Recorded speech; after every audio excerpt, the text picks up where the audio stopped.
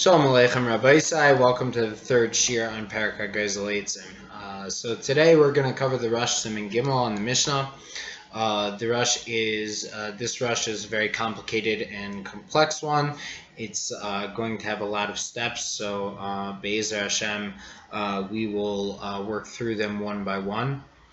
Just to give a little recap on last week's Shiur. So we came out that Rashi holds like our second mahalach in the Mishnah, second case in the Mishnah, that Gazel para muberes v'yelda rachel tuna v'gazaza. The gazlan is only koine the vlad and the giza, and the reason being is because the actual animal is no different than it was before. And we mentioned the Svar of the Muki Yosef. It's just like going to the bathroom. It's what's the difference? Me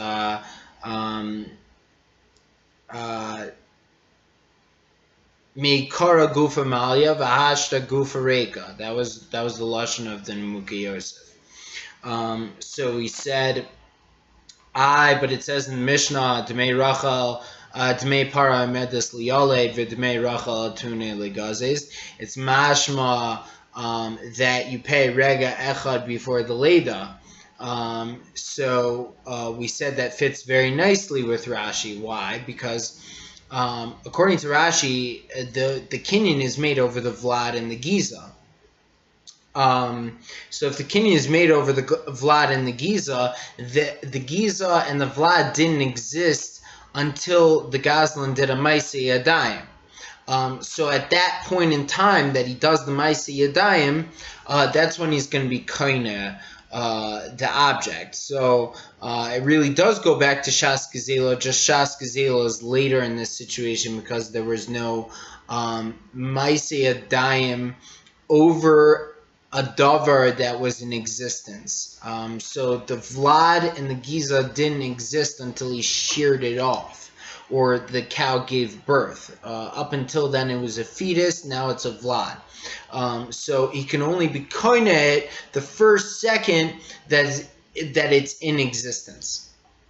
Okay, and then we covered Tlev v'nasa ayil, Egel v'nasa shar. So the calf becomes an ox. He stole it while it was a calf. So normally the Torah is mechayev dalad v'hei on if I steal an ox and I shecht it or I sell it. I have to pay a knas of 4 and 5 times the value, depending on whether it's an ayil or shar, but still mikol makom, the idea is that I have to pay dalad v'hei in that situation. But comes Rabbi Law and says that if he stole the calf and not the ox, then by the time it became an ox, it had already changed. And nasa shinui biyado v'kano. So we saw Rashi over there that makes the sushtel between the case of Tlev v'nasa ayil and the case of Rabbah with Tavro Shasya. So if you'll remember, the case of Tlev v'nasa ayil, the guy steals a calf and it becomes a shar. And then he shechts it and then he sells it. So the Gemara's Rebbe Law says a din that in that case he's not chayiv in dalad v'hei. Why? Because he was toiveach, or he shechted or he sold his own behema. Why? Because the shinoi had already happened. Okay, so we saw Rashi over there, and Rashi says that you pay the principal value like it is now, even though the knasim, the fines, we pay ke'ein shaganav. So instead of paying the value of the item from when you stole it, because in this situation the change happened as a natural course of the calf's life to become an ox, Shitas Rashi kicks in, and you pay kidahashta. Okay, and then we made the sushel over to Rabbah with Tavra Shasya. The guy steals a pitcher of wine and breaks it or drinks it. Since it's no longer be'ain, it's similar to the case of Tlev v'nasa ayil. Why? Because just like Tlev v'nasa ayil, the item that was stolen no longer exists because now it is a shiur, so too Taver Shasya, it no longer exists because it no longer exists. If that makes sense, it can no longer be returned as it was because it's no longer in existence. So it's the same idea. Just it didn't become anything else. It's just no longer in existence. So Rashi holds in that case you have to focus the kinyan of the gazlan onto the shas gezela. When did he do a maisa? There's no situation that a gazlan comes and takes an object and nothing happens to it and the gazlan is kaineh. That doesn't make any sense. The gazlan has to do something, okay? So even in the case of our Mishnah, even though he didn't do anything necessarily by the cow giving birth, that item did not exist beforehand, and that's where the gazlan makes the kinyan. As long as there's an item that didn't exist beforehand now, or the item that was no longer exists, those are the two tsuras, those are the two ways that Rashi is going to go ahead and say that the gazlan pays kedahashta, not like when he actually took the item into his rishos. So with that, let's take a look at the Rush. Okay, says the Rush. Gazel paramu veres v'yalda. Rachel tu'una v'gazaza, mishalim d'mei para imedes li'ale v'd'mei Rachel tu'una imedes l'gazaz. Mishum dekaniya b'shinoi, me'ikara gufa malya v'ashra gufa sreka. So it says the Rush, the exact lashon that we used in the Mukha Yosef to say this was hatalas galalim, he's saying that's the foundation of the kinyan here.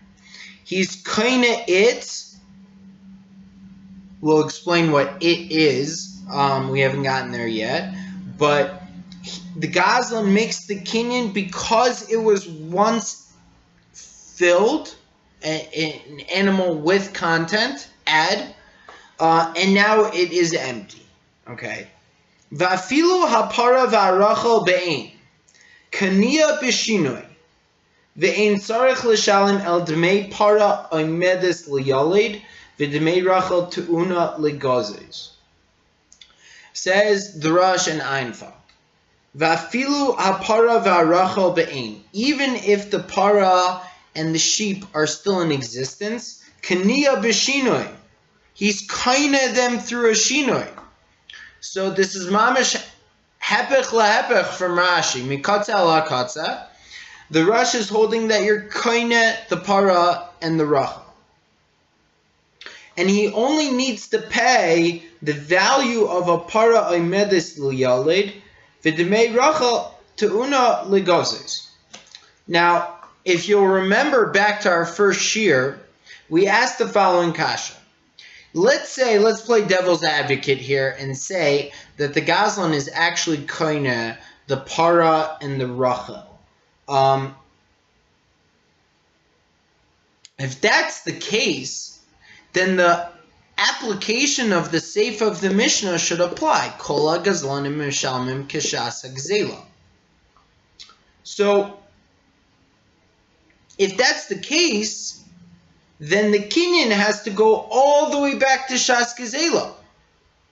Well, that's a big problem because the Mishnah says d'mei para medis li'oled. Okay. So,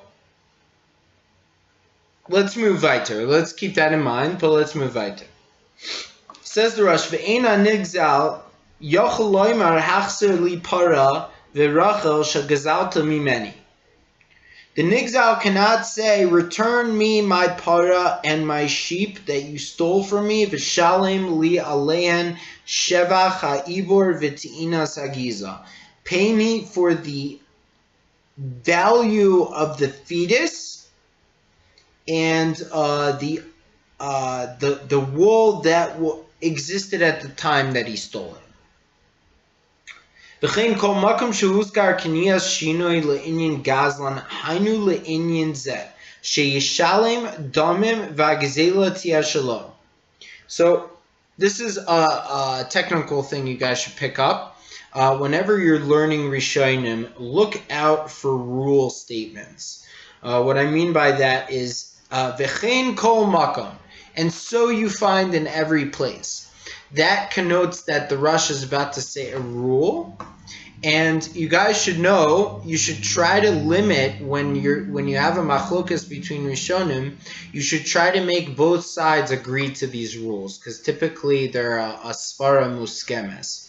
So it says here, v'chein kol makom, any place you find shehuskar kinyan shinoi, that it mentions kinyan shinoi leinin gazlan, hainu leinin zeh. That applies in this way: sheyishalem damim v'hagezela tiyeh shelo. He keeps the object, he pays the value. Every time you find the inyan of kinyan shinoi, you find those two things. V'yaiser mizeh amrinam b'sefer. And even more than that, we say in the Sefer, Gazal para v'nisabre etzlo v'yalda, the third case in the Mishnah, Rachel v'nitane etzlo v'gazza, Mishalim kishas gzela. If you'll remember the third case of the Mishnah, is he steals an actual parare kanes, an unpregnant cow, and it becomes pregnant by him, or he steals a already sheared sheep, it hasn't grown any wool yet, and he, in his rishus, the wool grew. So the Mishnah says in that case, Misham Kishas Gzil. So it says the Rosh.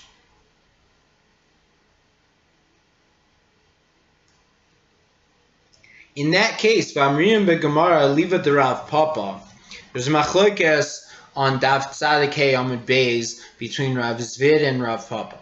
But without getting into that machlokes right now, I'll just give the hezbollah on what the Rosh is talking about.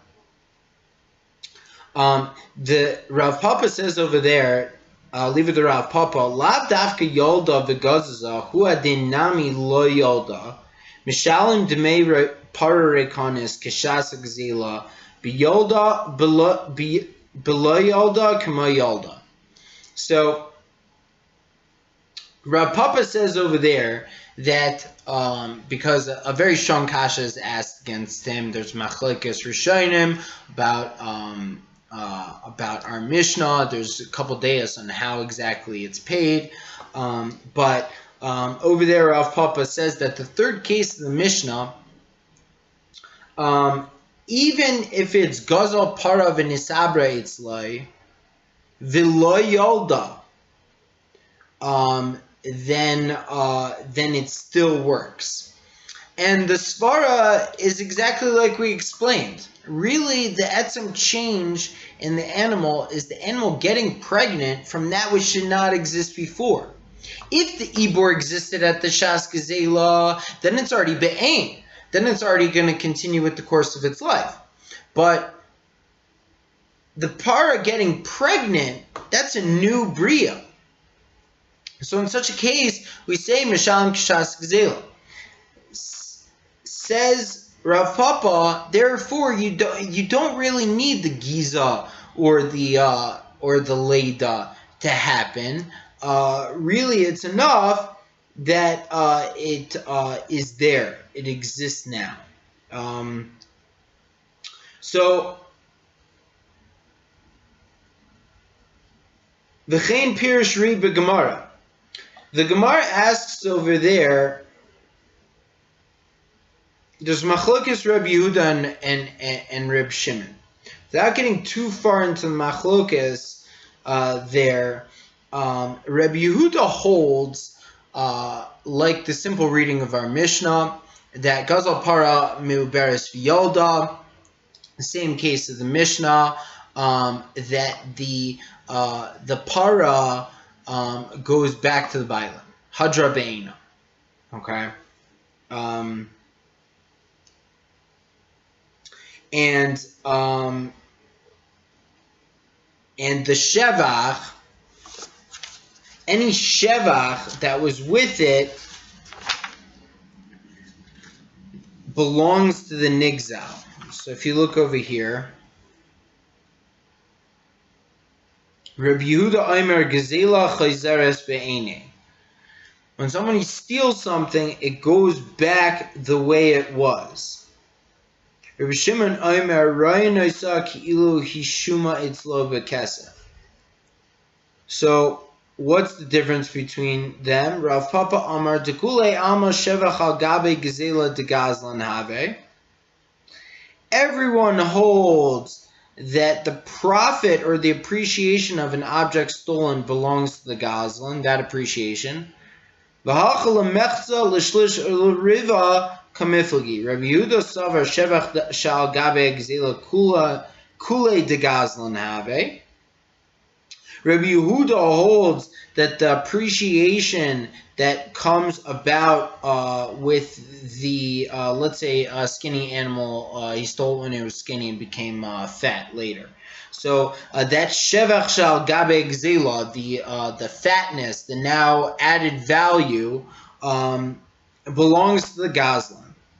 V'Reb Shimon savar lemechza l'shlish u'leriva hu deshakol Gazlan.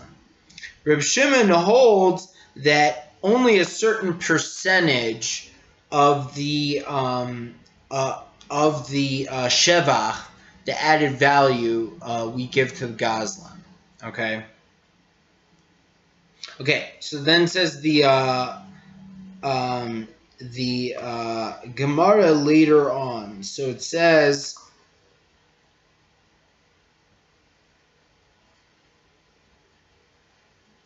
Amar Rav Ashi, ki avinon bei Rav Kahana iboilon l'Reb Shimon damar lemechza l'shlish u'leriva.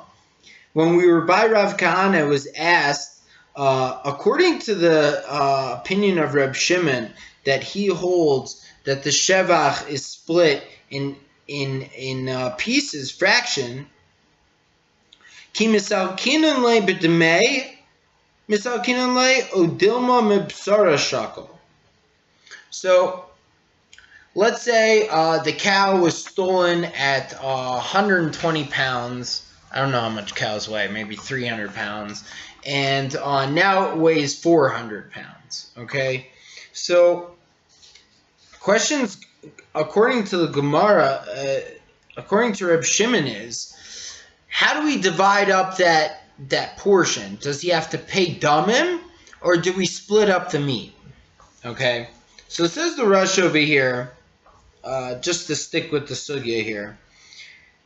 Taisa says over there, V'chein pirshri b'gemara dekami boile l'Reb Shimon ki misalkinon le begufa o b'dmei misalkinon le, aval l'Reb Yehuda loy kami boile.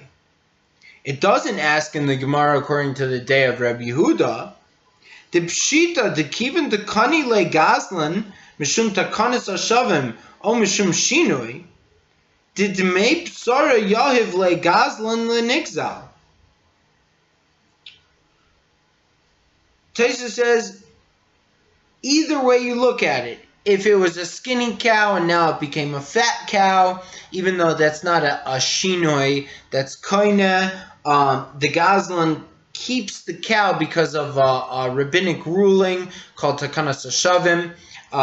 We want to disencourage situations that are disadvantageous to third parties, as well as encourage the Gazlanim to return the objects that they stole. So the Chazal made a takana that he keeps it in that situation. Ay mishum shinoi, or because an actual shinoi happened, the demei psara yahiv le Gazlan linigzal. He doesn't split up the actual meat according to Rabbi Yehuda. Rather, he splits up the proceeds. Okay. So, here's where the Rush gets really interesting. Okay, says the Rush. So, I'm sorry, 1 second. So, what is the Rush saying? That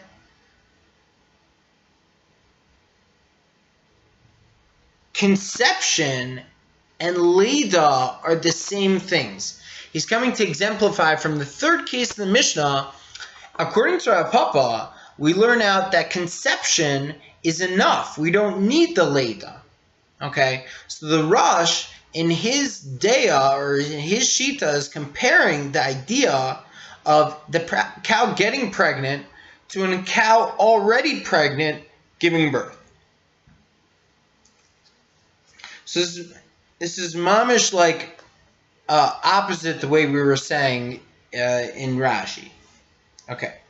Says the Rosh like this.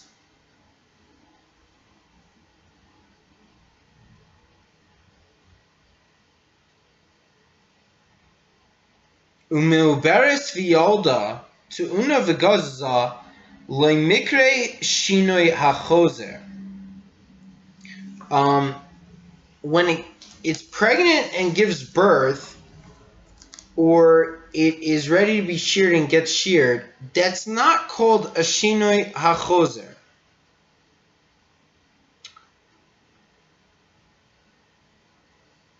What is really Rashi's taina? Rashi is saying that it's still the same cow, right? Therefore, you're not kaina it. Why? Because it's chayzer to its original utility, its original shimush, right? The cow can get pregnant again. The sheep will grow hair again, right? Says the Rosh, mishum deloy mikre shinoy chayzer. Afal pi shechayzeres umisaberes v'chayzeres v'nitenes, even though it can become pregnant again, or it can grow wool again. Mishum deloy mikre shinoy chayzer ela kishechayzer hadavar lekadmuso bli toisefes v'girua.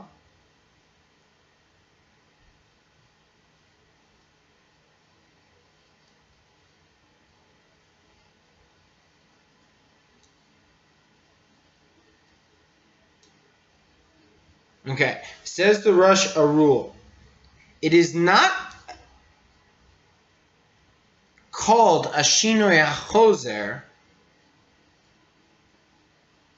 or it is only called a shinoi hachozer when the item that was stolen returns to its original state without an addition or subtraction. So the question we have to be asking ourselves right now is, what does that mean? Remember back to the question we asked originally on the Mishnah. Let's say I take boards and I plane them down. I remove content from the boards, right? Is that called a shinoi? Or does it need a shem kli on it, right? So, but says the Rosh like this. Mishum deloy mikre shinoi chayzer ela kishechayzer adavar lekadmuso bli toisefes v'girua. Kigon kechasha shahalach lo yashuman ve'eno ba'olam.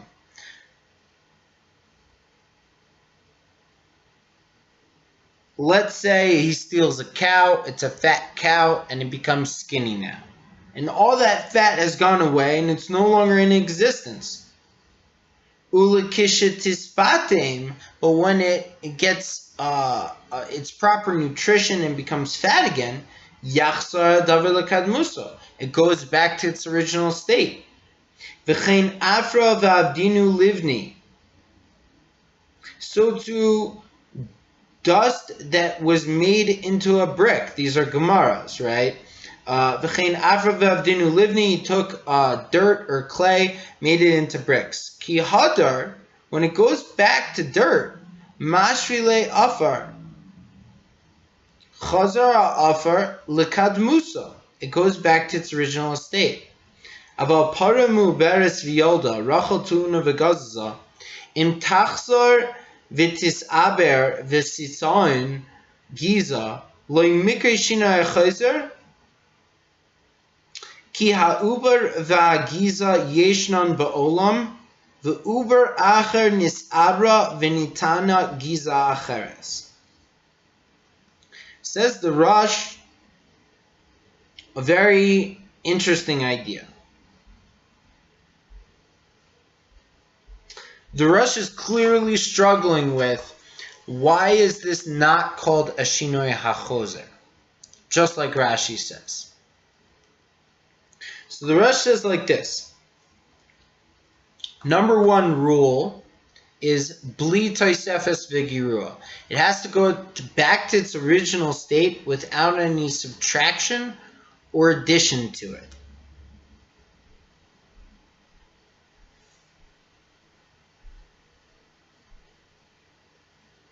And even though it has the same ability as before to go ahead and get pregnant again and grow hair again and get sheared,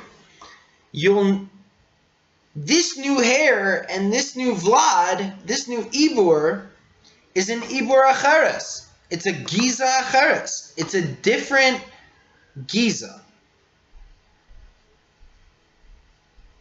So we're coming down to a situation where we're understanding a little bit of perspective from the perspective we came from now to where we're at. So where do we come from?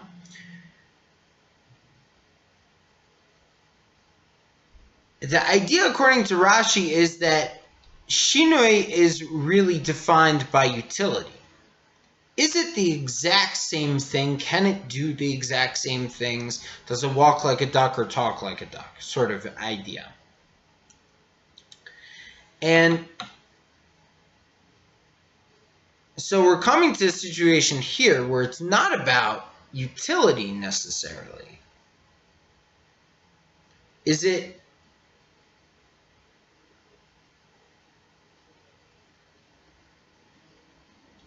it's something about the physical state of the object that has changed. Okay? So, like we said just a few minutes ago, the Mishnah seems to be mashma that Hagozel Eitzim V'asa and Kalim, he has to make a shem kli on it. He has to change the name of it. It's not enough if he steals boards and planes them down. So we have to understand really what the Rosh means by seems to be saying about utility versus physicality. And so Be'ezer Hashem Yisbarach, we will cover that next week, and we will be continuing in the Rosh probably for the next 2 shiurim. Be'ezer Hashem. So guys, have a good week. I hope you enjoyed the shiur. And take some more time, learn through the rest of the Rosh, and really take your time on each section.